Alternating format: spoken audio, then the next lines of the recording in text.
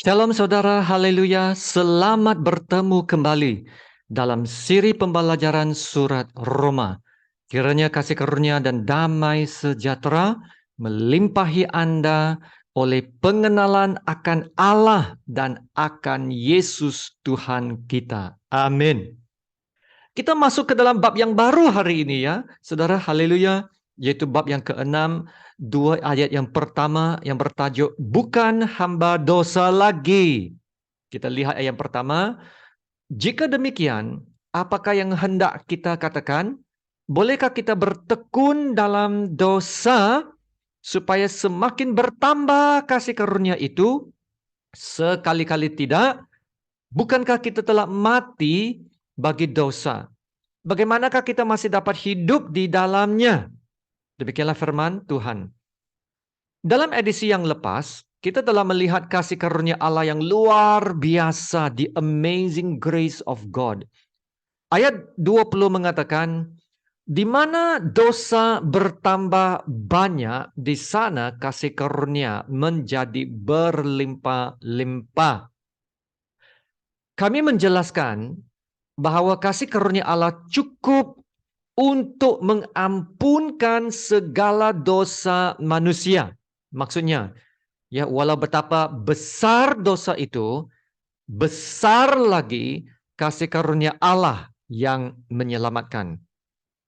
Begitu juga, walau betapa banyak dosa seseorang itu yang bertimbun-timbun, banyak lagi kasih karunia Allah yang menyelamatkan.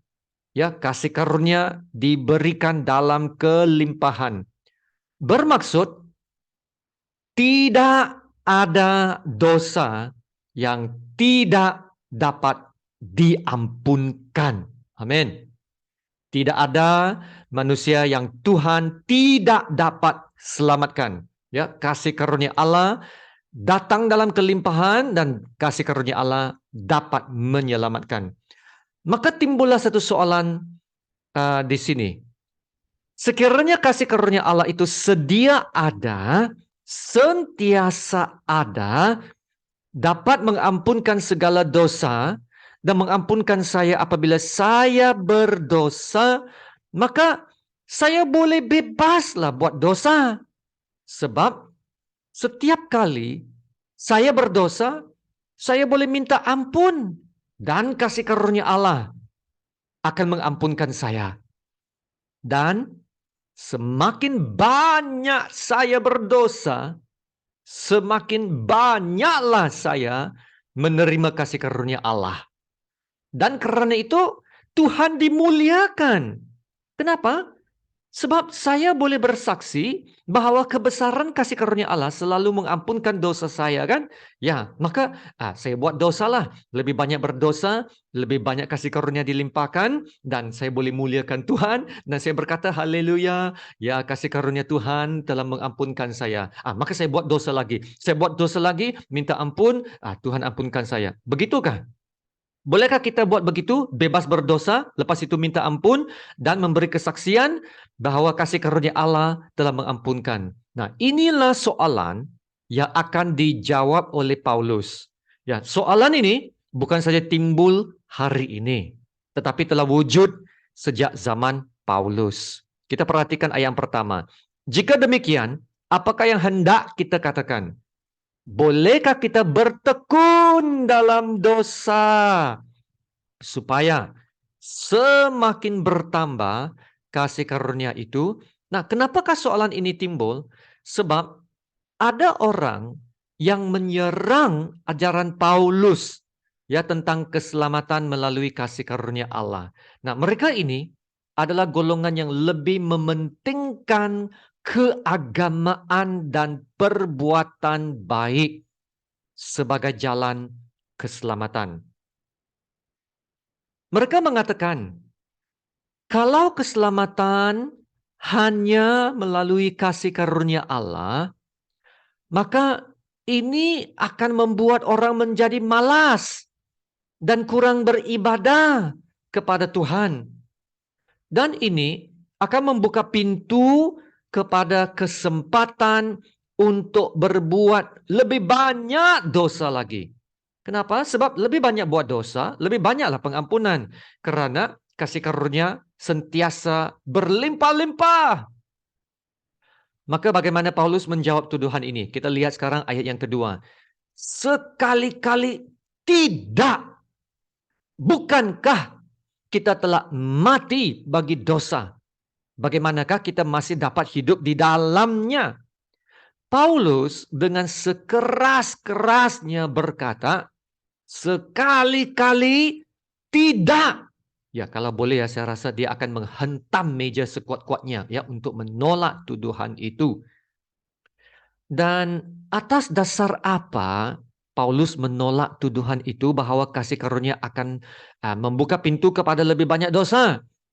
Ya, Paulus kata dalam ayat yang kedua, bukankah kita telah mati bagi dosa, ya? Mati bagi dosa. Gariskan perkataan mati. Ya, itulah kata kunci seluruh bab 6 ini. Ya, lihat tata bahasanya ataupun grammarnya, ya. Kita telah mati bagi dosa, ya. Mati bagi dosa. Itu sudah past tense lah, ya.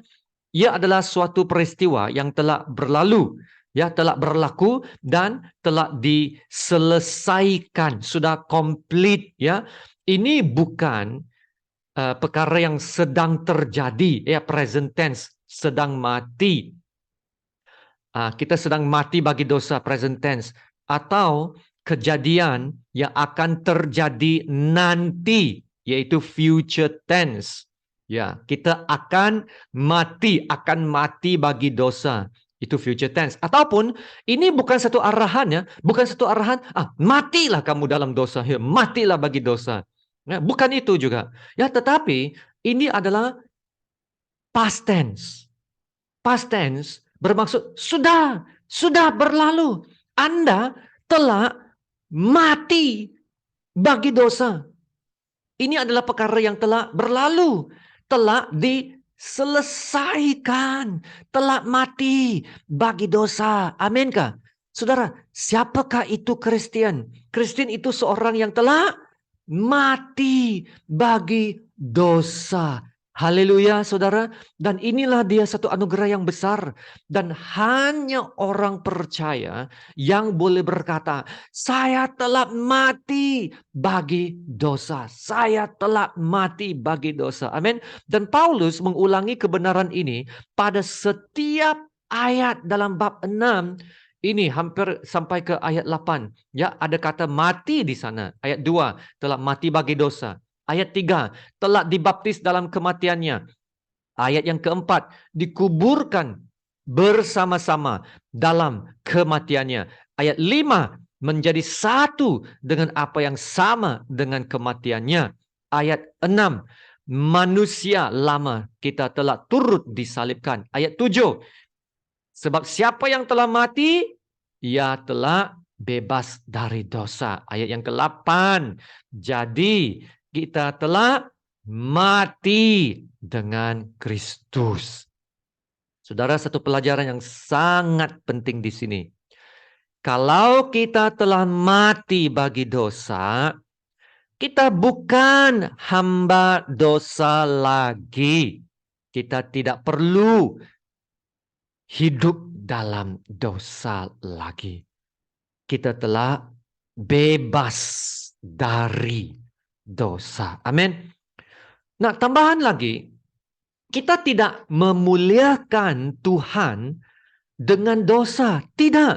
Maka kita tidak boleh mengambil kesempatan terhadap kebesaran kasih karunia Allah, ya, untuk berbuat dosa dan minta ampun selepas itu. Nah, itu tidak akan memuliakan Tuhan. Itu hanya mengambil kesempatan saja terhadap kebaikan Tuhan. Ya, malah dosa yang mematikan Yesus di kayu salib. Ingat, ya, Yesus mati karena dosa kita. Yesus datang untuk menghapuskan dosa. Lalu, kalau kita terus berbuat dosa, maka hidup kita sudah bertentangan, ya, dengan misi Yesus yang datang untuk menghapus dosa. Lagipun, kalau kita terus hidup berbuat dosa, kita ini bukan anak-anak Tuhan. Bukan. Kita adalah anak-anak iblis. Nah, ini yang dikatakan dalam 1 Yohanes bab 3 ayat 5 hingga ke 8. Dan kamu tahu bahwa ia, yaitu Yesus telah menyatakan dirinya supaya ia menghapus segala dosa. Dan di dalam dia tidak ada dosa. Karena itu setiap orang yang tetap berada di dalam dia. Ya saudara, kita kalau kita tinggal di dalam Yesus, ayat ini mengatakan tidak akan berbuat dosa lagi. Amin. Nah, setiap orang yang tetap berbuat dosa tidak melihat dan tidak mengenal dia. Nah, ayat 8 ini. Barang siapa yang tetap berbuat dosa berasal dari iblis. Sebab iblis berbuat dosa dari mulanya. Untuk inilah anak Allah menyatakan dirinya. Supaya ia membinasakan perbuatan-perbuatan iblis itu. Ya, jelas sekali di sini. Maka kita kembali kepada ayat yang kedua. Sekali-kali tidak. Ya, bukankah kita telah mati bagi dosa? Bagaimanakah kita dapat hidup di dalamnya? Nah, apa maksudnya telah mati bagi dosa? Nah, seperti mana yang telah dijelaskan tadi, mati bagi dosa, ya, bermakna Anda telah dibebaskan dari kuasa pemerintahan dosa dalam hidup Anda. Amin. Yaitu kamu telah set free, merdeka, ya. Sebelum Anda terima Yesus, Anda adalah hamba kepada dosa. Hamba kepada dosa. Nah, sekarang Anda telah dibebaskan. Maka Anda sekarang bukan lagi hamba dosa. Amin. Maka kalau sudah dibebaskan dari dosa, jangan hidup dalam dosa lagi. Jangan, ya, jangan hidup berbuat dosa lagi. Itulah maksudnya. Bagaimanakah kita masih dapat hidup di dalamnya? Yaitu apa yang telah jadi dengan kita. Yang telah jadi dengan kita menurut ayat ini ialah kita telah mati bagi dosa. Itu yang dahulu, the past kan, past tense. Nah, sekarang pula yang present dan yang future, yaitu bagaimana kita masih dapat hidup di dalamnya. Ini berkenan kehidupan kita pada hari-hari yang berikutnya, masa depan kita, the future tense, ya. Nah, ini tidak bermakna ya kita sudah sempurna. Tidak, tapi ia bermakna kita boleh mengalami kemenangan atas dosa. Haleluya. Ya, kita masih bergumul dengan dosa juga. Dan struggle ini belum berakhir. Ya, selagi kita masih di dunia ini. Nah, Paulus akan menghuraikan ini dalam bab yang ke-7 nanti. Ya, di mana Paulus mengatakan pergumulan dengan dosa adalah suatu yang biasa ya dalam kehidupan seorang Kristen. Tapi kita boleh mengatasi sesuatu dosa itu. Kita tidak perlu hidup dalam dosa lagi. Tidak. Ya, kita boleh hidup dalam kemenangan atas dosa. Amin. Ya, saudara, sangat luar biasa kan dua ayat yang kita lihat hari ini. Ya, sememangnya kasih karunia Allah yang menyelamatkan itu adalah sungguh luar biasa. Nah, bukan saja ia menyelamatkan, tetapi ia juga membolehkan kita untuk terus hidup dalam kemenangan. Kita telah mati bagi dosa. Kita tidak perlu lagi menjadi hamba dosa. Haleluya. Nah, orang-orang agama menentang ajaran Paulus ini, ya, tentang keselamatannya melalui kasih karunia sahaja. Karena mereka berkata, ianya akan membuat manusia menjadi malas, ya, akan kurang beribadah. Karena kan keselamatan sudah diterima dengan percuma. Maka kalau tidak beribadah pun, tidak melakukan kewajiban agama pun, selamat juga kan. Ya, maka tak perlulah rajin beribadah. Maka mereka berkata, nah, malaslah orang itu. Nah, ini tidak benar, saudara, tidak benar. Ya, Paulus dulunya adalah seorang yang sangat kuat beragama. Masih ingat? Ya, tapi dia diselamatkan bukan karena agama, tidak. Dia diselamatkan karena kasih karunia Allah. Nah, soalannya, adakah Paulus menjadi malas selepas dia menerima kasih karunia-Nya?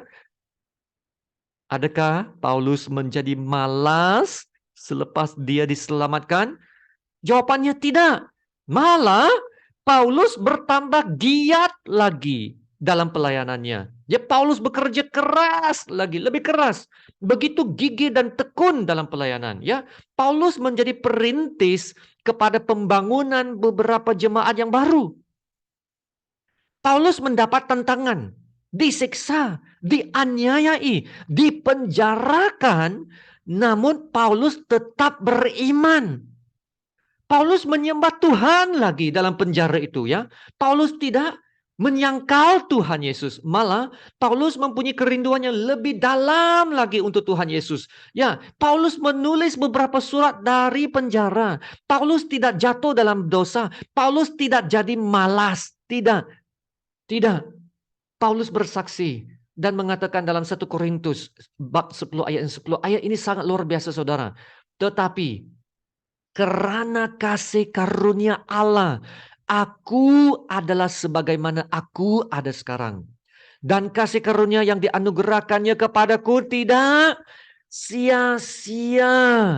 Sebaliknya, nah saudara dengar sini, Paulus berkata ini, aku telah bekerja lebih keras daripada mereka semua. Tetapi bukannya aku, melainkan kasih karunia Allah yang menyertai aku. Dengarkah saudara? Paulus tidak menjadi malas dalam ibadahnya kepada Tuhan. Paulus tidak berbuat dosa sesuka hati karena kasih karunia Allah yang sentiasa berlimpah dalam hidupnya. Tidak. Tidak. Paulus tidak mengambil kesempatan atas kelimpahan kasih karunia Allah. Maka saudara, apa yang dapat kita belajar di sini? Kalau kita benar-benar diselamatkan dan telah mengecap kebaikan Tuhan itu, telah merasakan kasih karunia Allah yang luar biasa, saudara, kita tidak akan mau berbuat dosa lagi. Amin. Sebab kenapa? Karena kita sudah bebas dari kuasa dosa. Kita boleh menjalani hidup yang baru. Seperti seorang banduan yang baru keluar dari penjara. Haleluya. Dan kasih karunia Allah tidak akan membuat kita menjadi malas untuk beribadah kepada Tuhan. Tidak. Kita ada kerinduan baru ya saudara. Kenapa? Sebab kita diberi hati yang baru. Kita mau mencari Tuhan, membaca Alkitab, mau belajar firman Tuhan dan kebenarannya. Kita mau bertumbuh dalam iman kita, saudara. Kita akan mau jadi seperti Yesus Kristus. Haleluya. Saudara, kalau kita masih malas untuk membaca firman Tuhan setiap hari, kalau kita masih malas untuk beribadah dan mencari Tuhan dalam doa dan saat teduh, maka kita harus tanya kembali ya, adakah kita benar-benar sedang mengalami kasih karunia Tuhan dalam hidup kita? Ya saudara, janganlah kehidupan Kristen kita hanya satu rutin saja. Ya seperti kita pergi kerja setiap hari. Adakah kita benar-benar telah mengalami kasih karunia Tuhan yang mengubah hidup kita? Ya, haleluya. Saudara, kasih karunia Allah benar-benar dapat mengubah hidup. Amin. Kasih karunia Allah dapat memberi kekuatan kepada kita untuk hidup dalam kemenangan. Ya, bagaimana kita dapat terus hidup sebagai seorang yang beriman? Bagaimana kita dapat terus melakukan perintah Tuhan? Ya, bagaimana kita dapat terus melakukan tanggung jawab ibadah kita, yaitu berdoa setiap hari, membaca Alkitab setiap hari, melayan Tuhan setiap hari. Bagaimana kita dapat melakukan semua semua ini ya, melakukan perintah Tuhan. Ya, terutamanya melakukan kehendak Tuhan. Saudara, kita dapat melakukan semua ini hanya melalui kasih karunia Tuhan. Dan kasih karunia Tuhan sentiasa mencukupkan. Amin. Nah, itulah yang Paulus katakan. Kasih karunia yang dianugerahkannya kepadaku tidak sia-sia. Haleluya. Sebaliknya, aku telah bekerja lebih keras daripada mereka semua. Tetapi bukannya aku, melainkan kasih karunia Allah yang menyertai aku. Amin. Mari kita berdoa. Bapa kami yang di surga, terpujilah namamu yang termulia. Kami menyembahmu ya Tuhan Bapa. Terima kasih Tuhan untuk firman-Mu yang sungguh luar biasa. Kami telah belajar sesuatu yang baru tentang kasih karunia-Mu. Kasih karunia-Mu bukan saja dapat menyelamatkan semua manusia dan mengampunkan semua dosa. Kasih karunia-Mu, Tuhan, dapat mengubah hidup kami. Wow. Kami tidak dapat mengubah hidup kami. Kami insan yang lemah, tak berdaya selamatkan diri. Kami berdosa, kami durhaka. Tapi kasih karunia-Mu telah mengubah keadaan hidup kami. Dan kasih karunia-Mu ya Tuhan tidak berhenti bekerja. Kasih karunia-Mu telah berlimpah-limpah dalam kehidupan kami. Kasih karunia-Mu adalah cukup Tuhan. Ya, cukup memberi kami kuasa dan kekuatan kepada kami untuk terus hidup beriman kepada-Mu ya Tuhan Bapa. Terima kasih Bapa untuk kelimpahan kasih karunia-Mu dalam hidup kami. Ya Tuhan, hamba-Mu memohon untuk para pendengar yang lemah, yang tak berdaya, yang sedang bergumul dalam kehidupan, terutamanya yang tak dapat selamatkan diri mereka sendiri. Ya Tuhan, Engkau jamalah mereka dengan satu sentuhan kasih karunia-Mu. Satu sentuhan kasih karunia-Mu saja Tuhan, pasti akan dapat selamatkan mereka, memberi kekuatan kepada mereka, membangkitkan mereka, menghidupkan mereka kembali ya Tuhan. Terima kasih Bapa, terima kasih Tuhan Yesus. Dalam nama Tuhan Yesus yang termulia, kami berdoa. Amin. Haleluya. Ya terima kasih saudara. Kita telah belajar dalam beberapa sesi tentang kasih karunia Tuhan yang begitu luar biasa ya saudara. Kami percaya semua ini adalah untuk mengingatkan kita tentang kasih karunia Tuhan yang begitu luar biasa. Ya, maka jangan kita hanya puas hati ya dengan hanya satu sentuhan Tuhan saja. Ya, carilah Tuhan selalu. Ya, kasih karunia Tuhan sentiasa berkelimpahan dalam hidup kita. Amin. Haleluya. Sama-sama kita menerima berkat Tuhan. Tuhan memberkati engkau dan melindungi engkau. Tuhan menyinari engkau dengan wajah-Nya dan memberi engkau kasih karunia. Tuhan menghadapkan wajah-Nya kepadamu dan memberi engkau damai sejahtera. Amin.